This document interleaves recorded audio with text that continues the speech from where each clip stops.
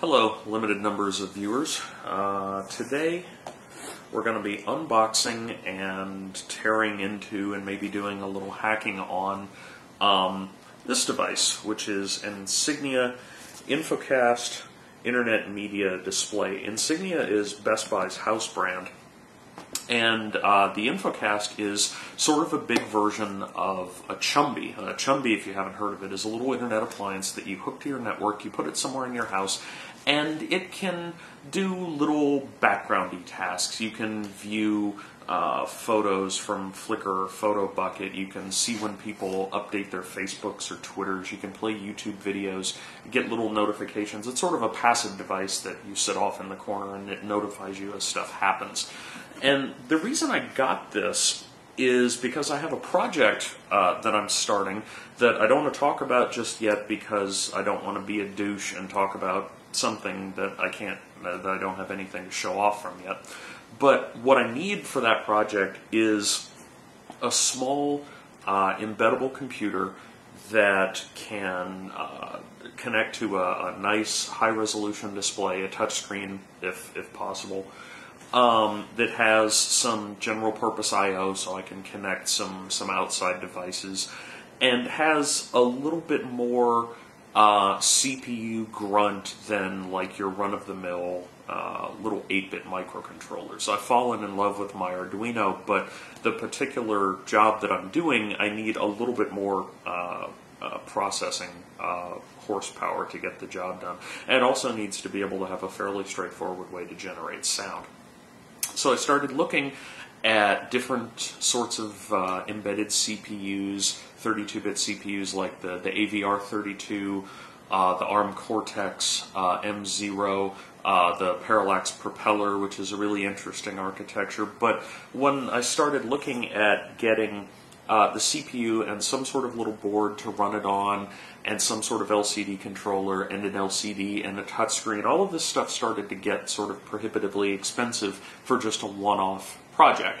So I started looking at Chumbies, and they're very cool. They're very open. The hardware is in part designed by Bunny, who's a fairly extremely well-known Xbox hacker and hacker of other things, so anything that he does is going to be good. And it turns out that they were contracted by both Sony and by Best Buy to create versions of Chumbies for those different brands. And the Best Buy Chumby is this big 8-inch monster. The regular one is a 3.5-inch display, I think. And it's called the Infocast, which is a terribly boring name. The development code name is Silvermoon, which I think is a lot cooler sounding. But this thing has a 800 megahertz ARM9 CPU, 128 megs of RAM. Its file system is stored on a 2 gig micro SD card, but that's upgradable to some extent. It has onboard sound. It has onboard general purpose I/O. SPI, I2C, straight serial. It has a USB host. It has an 800 by 600 touchscreen, which I'm assuming is resistive. I don't know that for a fact, but just reading what people are saying about it, it sounds like a resistive touchscreen, and that makes sense for the price point. It has Wi-Fi on board, which is really cool. So it hits all of the points that I need for my project, so I'm gleefully going to tear this apart and see what I can do with it. So this isn't going to be as cool as like an iPhone 4 or Connect unboxing, but hopefully it'll be somewhat interesting to some people. So let's go at it. I thought that this unboxing would be a little bit more interesting, but not so much. There were a couple of QR codes inside of the box. One of them turned out to be the unique identifier for the device. The other one I couldn't quite decipher. Lots of packaging, lots of talking about what ports there are, but it's all the stuff you expect. USB, backup coin battery, memory card slots for cameras. Nothing terribly exciting. Big lump of plastic, packing material, nothing else in there. Toss that. That was loud. Manual. Don't need that. Quick setup guide. Also tossing that. And more box. Okay. So nothing really special here. The intro video recommends you click with your fingernails, so that definitely means resistive screen. So we're setting up networking, time zones, calibrating the screen. The whole setup process works really smoothly. I was impressed. Well, that's interesting, but I really want to see what's inside this thing, so I'm going to go grab a screwdriver, and let's go ahead and depower it first of all. Unplug it, and let's see what this little fellow's hiding.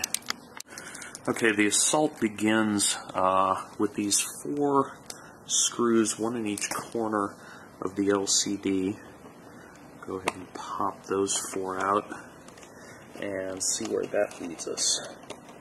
Nothing like voiding warranties. We're not doing too badly, though. This machine was actually running for, you know, a good solid 2 minutes before I tore it to pieces. Let's see, what else do we have? Are there any else? Well, let's see. Let's look under these little feet here. Let's pry some of those off. Yep, what do you know? Hardware manufacturers love hiding screws under little sticky feet. So let's, lots of searching for hidden screws, figuring out where the little snappy tabs are, poking, prodding, prying, trying not to snap it in half, but not worrying about it too much. Okay. Ah! Yahtzee! Alright, well, that worked. Alright, so let's have a look at what we rather dramatically discovered here. So here's where the coin cell would go. I know from looking at the schematics that this is one of the 2 JTAG ports. I know one of them is for the main, the ARM9 CPU. The other one is listed as CP JTAG. I don't exactly know what CP stands for, but my guess would be there's another processor or another microcontroller in this that's doing something, and that JTAG is for that one. That's my best guess. I don't know. Couple different little connectors here. This one's labeled, well, SPK1, so that's a speaker.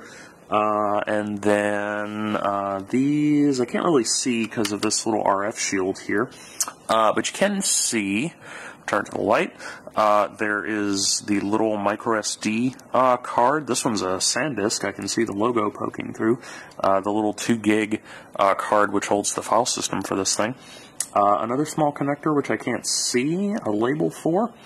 3 of those, 2 on this side, 3 here. And then something that kinda, maybe I'm not sure, might be the Wi-Fi antenna, but I'm not too sure. And then a ribbon. I'm sure this is the ribbon coming from the LCD. You can kind of see that gold, if I can tilt there, that little gold thing right there, which I'm assuming is the ribbon coming from the LCD. So let's get the shield off of here. The one other really awesome thing I noticed behind the sticker that says 0564, 0564, whatever the hell that means, if you pry up, well, that's suspiciously difficult.